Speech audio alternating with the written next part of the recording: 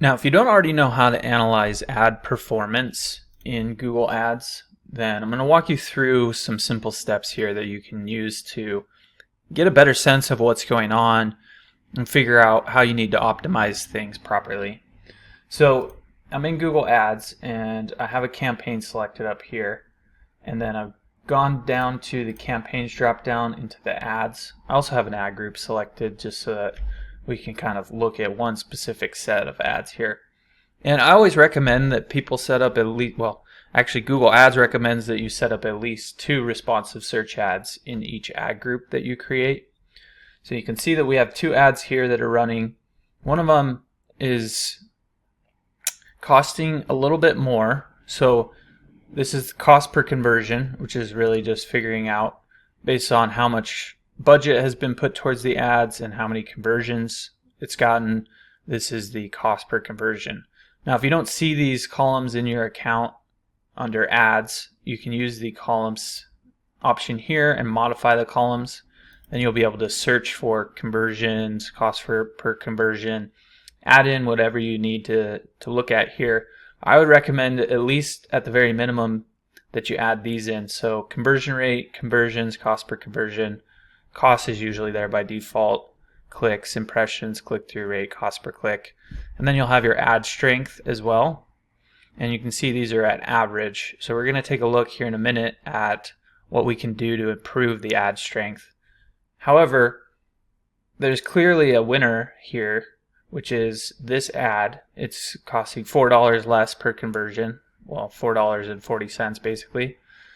And it's getting the same number of conversions but a higher conversion rate.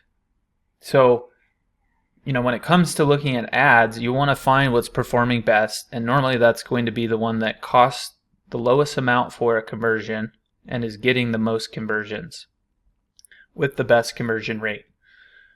Given that this is the winning ad between these two, the idea here would be to create a third ad. So we just come here, click create ad, and go through and create an ad that we think is going to perform better than this one.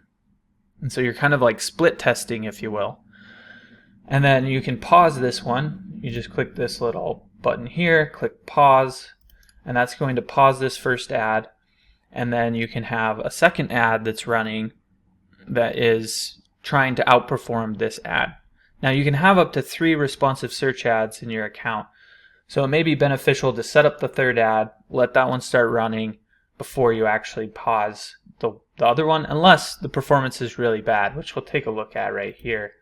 So this is a different ad group, and you can see that this one is getting a 30% conversion rate with 13 leads. It's costing $12.99 per lead.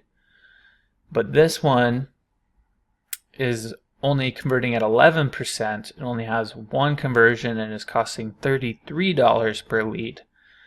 So this one is basically just wasting budget at this point, So I would, in this case, probably just pause this ad, go in, set up a third ad or a second one because we're already pausing this one, and then let those run for a little bit. And from that, you'll be able to determine if the new ad you set up is outperforming the one that's already doing quite well. And then, as time goes on, you can just keep testing and figuring out what's the best performing ad copy that can be used in a given ad group, right? That's sort of the idea with your ads. The other exception to that is the landing page. And sometimes you may have one ad going to one landing page, a different ad going to a different landing page. That's obviously going to affect the conversion rate. And so, you got to take that into consideration. But in this case, we're sending both of these ads to the same landing page. So the only thing that's different with these 2 ads is the actual content in the ads themselves. So you can see this headline says Phoenix Mobile Detailing. This one says Phoenix AZ Mobile Detailing. And so, the actual headlines and descriptions are slightly different in these 2 ads. So Google and people are liking one of the ads more than the other. So we want to figure out what's going on with this ad that's causing it to get better performance and try to create a new ad that's going to perform even better than the one that's doing the best. The other thing you can do to optimize your ads that's pretty straightforward is try and improve your ad strength. And so Google Ads is constantly testing all the combinations of your headlines and descriptions in your ads to figure out what's performing the best. And then it's going to give you a rating over here. So there's like poor, average, excellent, there's a couple different ratings here. And then if you hover over this, it's going to tell you, try and include more keywords in your headlines. Try and include more keywords in your descriptions. So if you click this improve ad option here, it's going to take you to where you're editing the actual ad itself. And you can start adding in some more headlines or changing the headlines and descriptions. So like we were looking at before, this ad is not doing so well. One thing we could do is just edit the ad, right? So I typically like to just set up a new ad so that I have the data separated. So we have like all the performance from this ad. We'll create a brand new ad, and then we could, adjust things here to get it performing or to get it set up so that the ad strength score is a lot higher. And then we'll be able to see detailed out which ad is performing in which way. But if you go up to the top here, you'll see this. There's checkboxes on these three, but this one does not have a checkbox, and that's what's giving us this average score here. So if we click View Ideas, it's going to give us some keywords that we can use in our headlines and descriptions. Now, I typically don't use near me in a headline or anything like that. So we're going to have to kind of finesse things here to figure out how we can get more of these headlines or more of these keywords into the headlines and descriptions.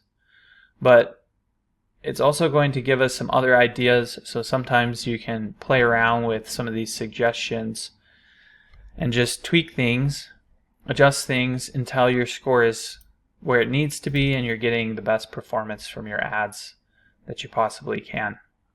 So I hope that's helpful. If there's anything you did have questions about, don't hesitate to reach out. You can just drop your questions in the comment section down below, and I'll be sure to get back to them there.